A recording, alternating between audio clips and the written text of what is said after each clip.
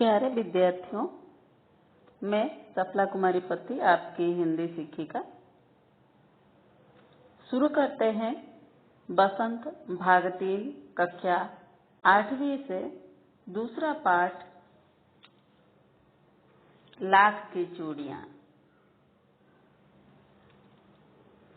इस कहानी के लेखक हैं कामता नाथ। इनका जन्म लखनऊ उत्तर प्रदेश में हुआ। इनकी रचनाओं में क्रांति का प्रभाव देखने को मिलता है। इनकी कई सारी रचनाएं प्रसिद्ध है।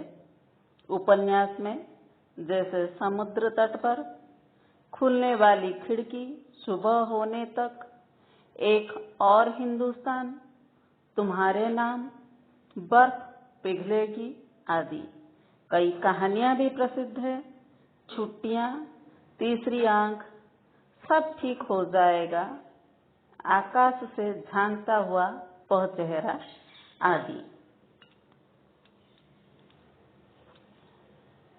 लाख की चूड़ियां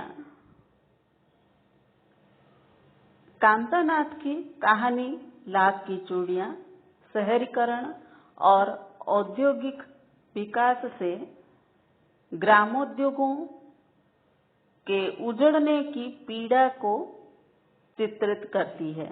यह कहानी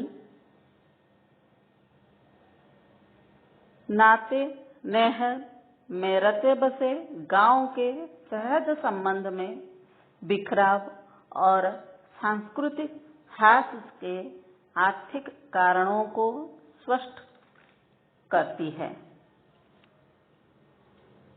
इसमें लेखक अपने बचपन की कहानी को बताते हैं।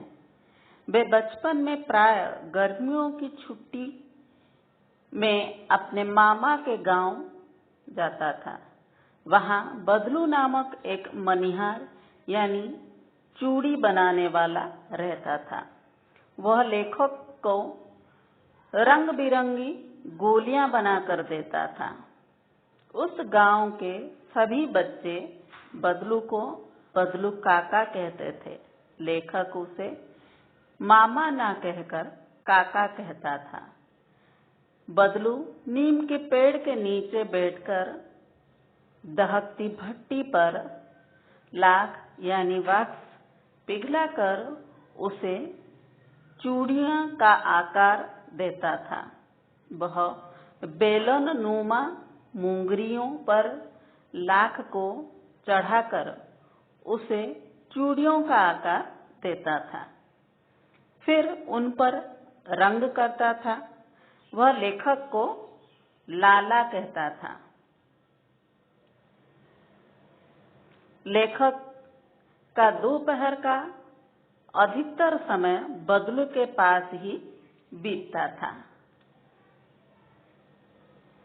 बदलू बहुत सुंदर चूड़ियां बनाता था जो बहुत औरतों को बहुत पसंद आती थी।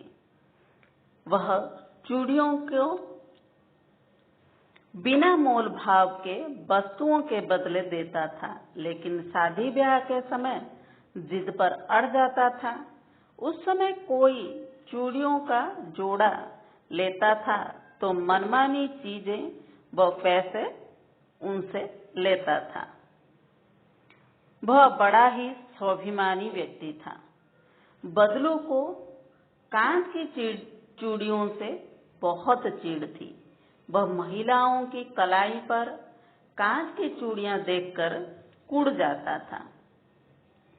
इस बीच लेखक 8-10 वर्ष तक मामा के गांव नहीं जा सके। जब लेखक गांव में गए तो सभी औरतों के कलाइयों पर कांच की चूड़ियां थीं। एक दिन उनके मामा की लड़की फिसलकर गिर गई और कांच की चूड़ियों के चुभने से उसकी कलाई पर घाव हो गया। उसका मरहम पट्टी करते समय लेखक को बदलू का ध्यान हो आया। वे बदलू के घर पहुंच गए, लेकिन बदलू उन्हें पहचान न पाया।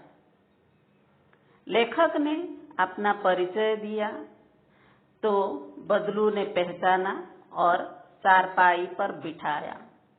वह नीम के पेड़ के नीचे चारपाई पर लेटा था। उसकी हाथों और माथे पर नसें उभर आई थी। बदलू का शरीर कमजोर हो चुका था। वो खांस भी रहा था, लेकिन उसने बताया कि दमा नहीं है, फसली खांसी है, शीघ्र ही ठीक हो जाएगा। लेखक के पूछने पर वह बताया कि उसके कामकाज तो कई सालों से बंद है। अब उसकी बनाई चूड़ियां कोई नहीं पहनते।